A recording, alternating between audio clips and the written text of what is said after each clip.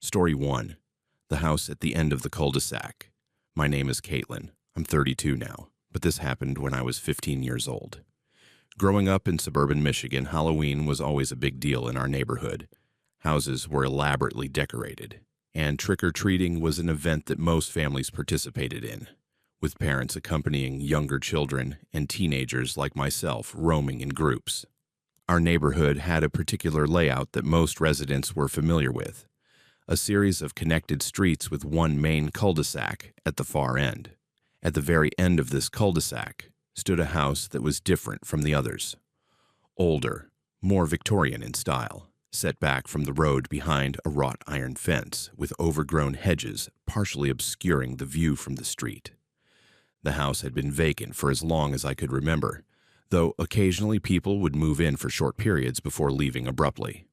Local rumors suggested various reasons: financial problems, divorce, job transfers. But there was always something rushed about these departures that fueled childhood speculation. By the time I was a teenager, the house had been empty for about 3 years, and many of us had simply grown accustomed to its abandoned state. That Halloween, I was out with my 3 best friends, Jessica, Matt, and Kira. We were too old for traditional trick-or-treating, but we still dressed up and wandered the neighborhood, enjoying the atmosphere and occasionally accepting candy when offered. Jessica was a zombie cheerleader. Matt was some kind of post-apocalyptic survivor. Kira was a classic witch, and I had cobbled together a vampire costume. The night was perfect for Halloween, cold enough for our breath to fog, a nearly full moon occasionally visible through fast-moving clouds, and just enough wind to rustle the fallen leaves. We had been out for about 2 hours and were considering heading to Matt's house to watch horror movies when we noticed something unusual at the end of the cul-de-sac. The abandoned house had lights on, not just a single light that might indicate a caretaker or a real estate agent checking on the property, but lights in multiple windows, warm and inviting. Even more surprising, the front gate was open, and a jack-o'-lantern sat on each gatepost, flickering with candlelight. "Did someone move in?" Kira asked, echoing what we were all wondering. "I haven't heard anything," I replied. My family was fairly well connected in the neighborhood, and a new arrival would have been mentioned at dinner. "Let's check it out," Matt suggested. "Maybe they're giving out candy." Jessica seemed hesitant. "That place has always creeped me out," she admitted. "My mom said the last family that lived there left in the middle of the night, just packed essential things and never came back for the rest." Despite Jessica's reservations, curiosity got the better of us. We approached the gate, noticing now that there was a winding path of smaller jack-o'-lanterns leading to the front door, each carved with an intricate, almost unsettling design. Not the typical triangle eyes and jagged smiles, but detailed faces that seemed to be watching us as we passed. The front door was heavy oak with stained glass panels at the top. It stood slightly ajar, and from within, we could hear what sounded like old-fashioned music playing softly, the kind from vinyl records, with that distinctive crackle and warmth. A sign had been posted: "Trick-or-treaters welcome. Please come in." In any other circumstance, none of us would have entered a stranger's house, but there was something about Halloween night that made it seem acceptable, almost expected. Matt pushed the door open wider, calling out, "Hello, trick or treat." The entryway was dimly lit by candles in antique holders, revealing a foyer with dark wood paneling, a sweeping staircase, and doorways leading off to other rooms. The music was coming from what appeared to be a sitting room to our right, where a fire burned in a fireplace, casting dancing shadows on the walls. "Hello, children," came a voice that made us all start. A woman stood in the doorway to the sitting room, smiling warmly. She was perhaps in her 60s, with silver hair pulled back in an elegant bun, wearing a vintage-style dress that seemed more appropriate for a much earlier era. "Welcome to my home. Please do come in for treats."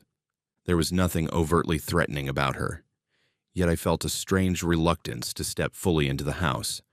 Something about the woman's appearance seemed slightly off, Her dress too perfect, her smile too fixed. Matt, always the bravest, or most foolish, among us stepped forward. "Thanks for inviting us in. We didn't know someone had moved into this house." "Oh, I've been here for quite some time," she replied, her smile never wavering. "This house has been in my family for generations. I'm only here occasionally, however. Special occasions, you might say." She gestured toward the sitting room, where we could now see a table laid out with an assortment of treats, cookies, candies, and small cakes, all arranged on silver platters. "I so rarely have visitors, especially young ones," she continued. "Won't you stay for a while? Have some refreshments. I'd love the company on Halloween night." Jessica tugged at my sleeve, a silent signal that she wanted to leave, but Kira and Matt were already moving toward the treats. I hesitated, caught between curiosity and caution. As I stood there, I noticed details that had escaped me at first glance. The woman cast almost no shadow, despite standing near candlelight. The music playing seemed to skip in an unnatural pattern, repeating the same few notes. And most disturbing, the treats on the table looked odd, almost like decorations rather than real food, too perfect and untouched. "What's your name?" I asked, trying to sound casual. "Eleanor Blackwood," she replied. "My family built this house in 1893. The name struck a chord. In our town's small historical museum, there was a section about prominent local families, including the Blackwoods. If I remember correctly, they had been influential in the early 20th century, until a scandal involving the disappearance of several children during a Halloween celebration at their home had ruined their reputation.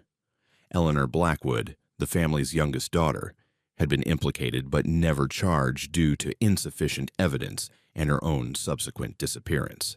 That would have made her well over 100 years old, not the spry 60-something woman standing before us. While these thoughts raced through my mind, Matt and Kira had reached the treat table. Matt picked up what appeared to be a cookie but frowned when he held it. He turned back toward us with a confused expression. "It's hard," he said, "like it's made of clay or something." The woman's smile faltered for just a moment before returning, wider than before. "Oh, those are just decorations, dear. The real treats are in the kitchen. Why don't you all follow me there?" She turned toward a door at the far end of the sitting room, expectantly waiting for us to follow. Matt and Kira hesitated, now seemingly catching on that something wasn't right. I noticed another detail then, a framed photograph on the mantelpiece.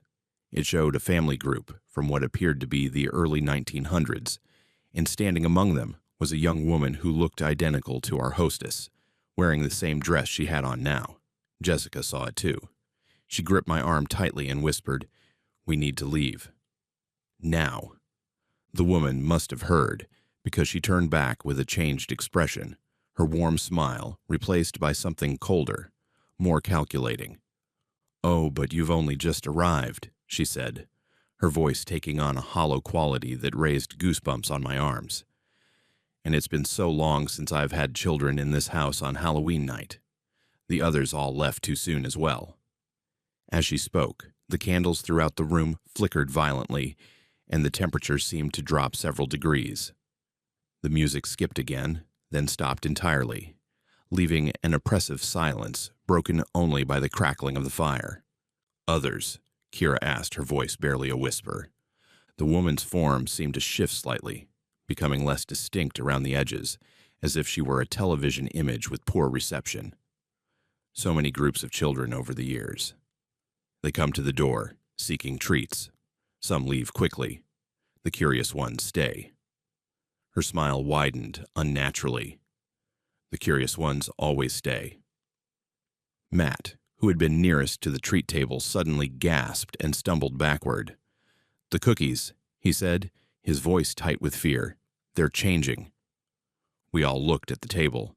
The decorative treats were transforming before our eyes, their pristine surfaces crumbling to reveal blackened, rotted centers, as if they had been made decades ago and preserved only on the outside.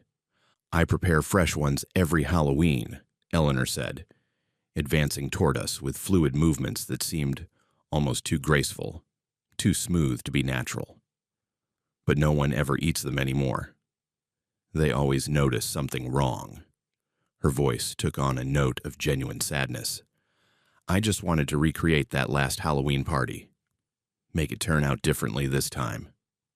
The implications were terrifying. According to the local legend, the missing children had last been seen accepting treats at the Blackwood Halloween party of 1920. Jessica was already backing toward the front door, pulling me with her.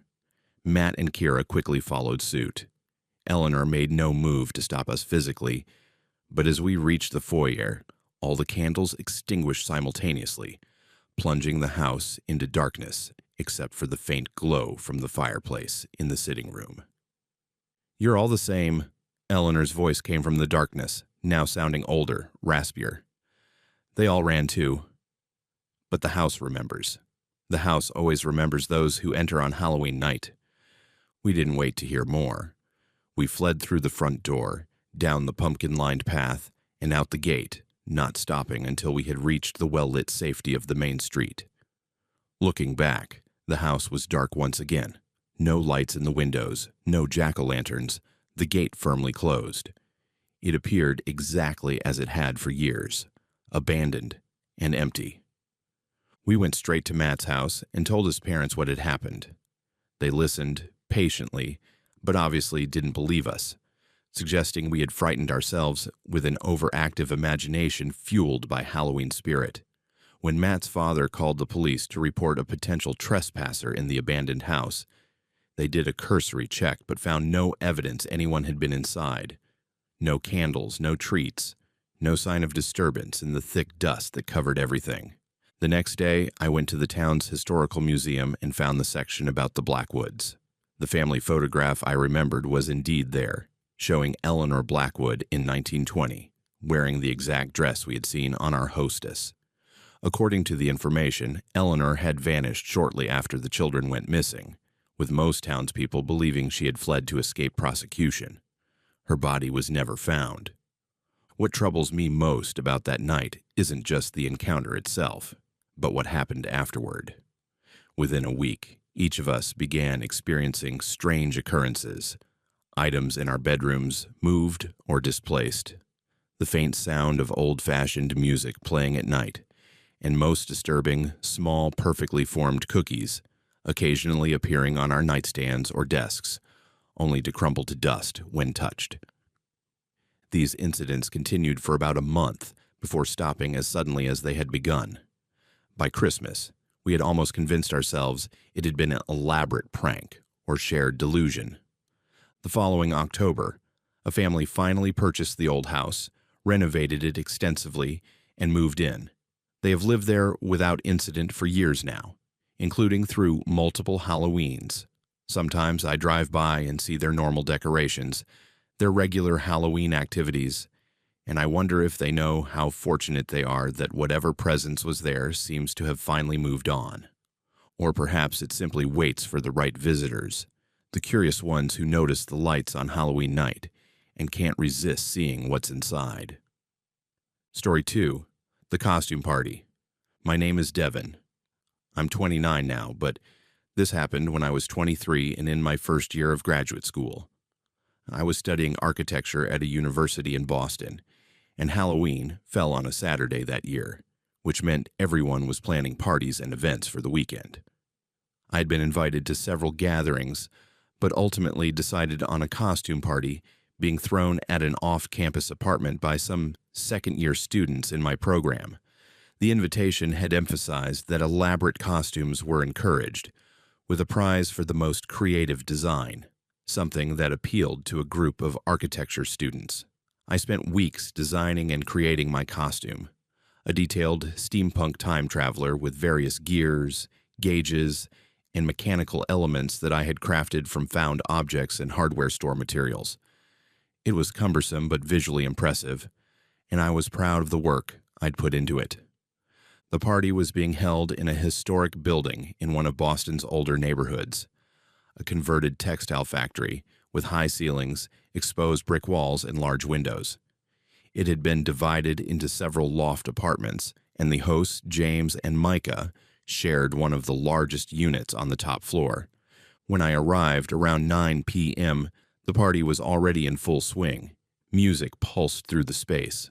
Colored lights had been set up to create atmosphere, and about 40 people in various costumes were socializing, dancing, and enjoying the elaborate Halloween-themed food and drinks the host had provided. James greeted me at the door, dressed as some kind of plague doctor with an impressive beaked mask and period clothing. "Devin, that costume is incredible," he said, examining the details of my creation. "You're definitely in the running for the prize. Come in, drinks are in the kitchen, and judging will be at midnight." I made my way through the crowd, accepting compliments on my costume and admiring others. The party had attracted a creative group, and the costumes were far beyond typical Halloween fare. There were elaborate fantasy creatures, historical figures with painstaking accuracy, and conceptual costumes that played with form and perception in interesting ways. One costume in particular caught my attention. Standing alone near one of the large windows was a figure in what appeared to be a jester or harlequin outfit, but with a disturbing twist. The costume was primarily black and white, with intricate patterns that seemed to shift when viewed from different angles. The face was covered by a porcelain-looking mask with an unsettling fixed smile, and eyes that were just black voids.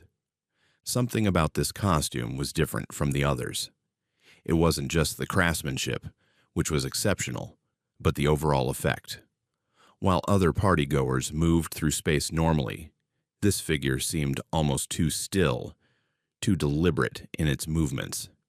And despite the crowded room, people seemed to unconsciously maintain a certain distance from it, as if instinctively giving it space. Curiosity got the better of me, and I made my way over, drink in hand. As I approached, the figure turned slightly toward me, acknowledging my presence with a subtle tilt of its head. "Your costume is amazing," I said. "The detail work is incredible. Are you in the architecture program too?" The figure didn't respond immediately. Then it raised a gloved hand in a fluid gesture and spoke in a voice that was soft yet perfectly audible despite the loud music around us. "I'm not a student," it said. The voice was androgynous, making it impossible to determine whether the person was male or female. "I was invited by the house." I assumed they meant they were invited by the host, though the phrasing was odd. "Well, it's definitely one of the best costumes here. Did you make it yourself?" Again, that strange pause. "The costume is very old. It comes out on special occasions." There was something about the way this person spoke, formal, precise, slightly archaic, that was as unsettling as the costume itself. But I was also intrigued. As an architecture student with an interest in design, I wanted to know more about how they had achieved certain effects in their costume, particularly the patterns that seemed to move when they shouldn't. "Would you mind telling me how you created the visual effect on the fabric?" "The way the patterns seemed to shift," I asked. "Perception is subjective," they replied. "What you see depends on your perspective. Move around me. View from different angles. The pattern reveals itself differently to each observer." I did as suggested, moving slightly to one side. From this new angle, the patterns did indeed look different. Not just in the way that fabric might normally appear to change under different lighting, but fundamentally altered, as if I was looking at an entirely different design. It wasn't just impressive. It should have been impossible with any normal textile techniques I was familiar with. As I studied the costume more closely, I became aware of a subtle discomfort, a faint buzzing sensation in my head, like the beginnings of a headache. I blinked a few times, wondering if I needed some water or fresh air. "Are you well?" the figure asked, again tilting its head in that unnaturally smooth way. Many find prolonged exposure taxing. "I'm fine," I said, though I took a step back. "Just a slight headache. Your costume is really something else. Are you planning to enter the judging at midnight?" I'm always judged, they replied cryptically, but rarely understood. The hour grows late. Soon it will be time. Time for what? I asked. The unmasking, they said. When midnight arrives, all must remove their disguises. It is tradition. This aligned with what I knew about the party. The costume judging at midnight would involve everyone revealing themselves. I nodded and excused myself, feeling a strange relief as I moved away from the jester figure. Throughout the evening, I found my attention repeatedly drawn back to the strange figure. They never seemed to eat or drink, never engaged in lengthy conversation with anyone. Yet they were always present, moving slowly around the perimeter of the party like a silent observer. Occasionally, I would catch them staring at me, or at least the eyeless mask was pointed in my direction. Around 11:30 p.m., I was chatting with a classmate when I noticed the jester figure had disappeared. Thinking they might have stepped out for air or to use the bathroom, I thought nothing of it until about 10 minutes later, when a strange hush fell over one part of the party. People were looking toward the hallway that led to the bedrooms with expressions of confusion or concern. I made my way over to see what was happening and found a small group gathered outside the bathroom door, which was slightly ajar. James, one of our hosts, was speaking to someone inside. "I'm sorry, but this area is off limits to guests," he was saying, his plague doctor mask now pushed up on top of his head. "Those are private bedrooms." From my position, I could just see inside the bathroom. The jester figure was standing before the mirror, but the reflection was wrong somehow, delayed or distorted in a way I couldn't quite process. As James spoke, the figure turned slowly toward him. "Time grows short," the jester said, its voice now different, deeper, resonant, with an echoing quality that shouldn't have been possible in the small bathroom.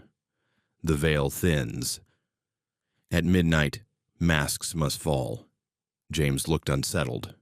"Look, I don't know who invited you, but—" "The house invited me," the figure interrupted, "as it has every year on this night, since before it held your temporary lives within its walls." An uncomfortable silence followed this strange statement. James looked to his roommate Micah, who had joined the growing group of onlookers. "Did you invite this person?" James asked him. Micah shook his head, looking confused and increasingly concerned. "I've never seen them before tonight." The jester figure made an odd, fluid movement that somehow conveyed amusement despite the fixed expression of the mask. "You do not remember, because you choose not to see. This building has known me for a century. When it housed the dying and the dead, I walked these floors. When blood stained these bricks, I witnessed. When fire consumed and renewed, I remained." A chill ran through me as I processed what the figure was saying. Before being converted to apartments, this building had indeed had several previous lives, including, if I remembered correctly from a historical architecture tour, a brief period as a makeshift hospital during a flu epidemic, and later, a factory fire that had killed several workers. "Okay, whoever you are, the party's over for you," James said firmly, though I could hear a tremor in his voice. "Please leave now, or we'll call campus security." The figure didn't move. "You cannot remove what was here before you arrived. I am embedded in these walls. In moments, the hour strikes. Then you will see." Just then, someone's phone alarm went off, playing the traditional midnight countdown for New Year's Eve, apparently as a joke for the costume reveal. As the countdown reached 0, the lights in the apartment flickered momentarily. In that brief second of semi-darkness, the jester moved, not toward the door or further into the apartment, but somehow into the wall itself, as if passing through the solid brick. By the time the lights stabilized, the figure was gone. There was a moment of confused silence, then nervous laughter and speculation. Some suggested it was an elaborate prank using the building's architecture, perhaps a hidden door or passage. Others proposed the person had slipped away in the darkness and confusion. James and Micah looked genuinely disturbed. "I didn't invite them," Micah insisted. "I don't know who that was." The party atmosphere had been disrupted, and people began to remove masks and costume elements for the judging with less enthusiasm than before.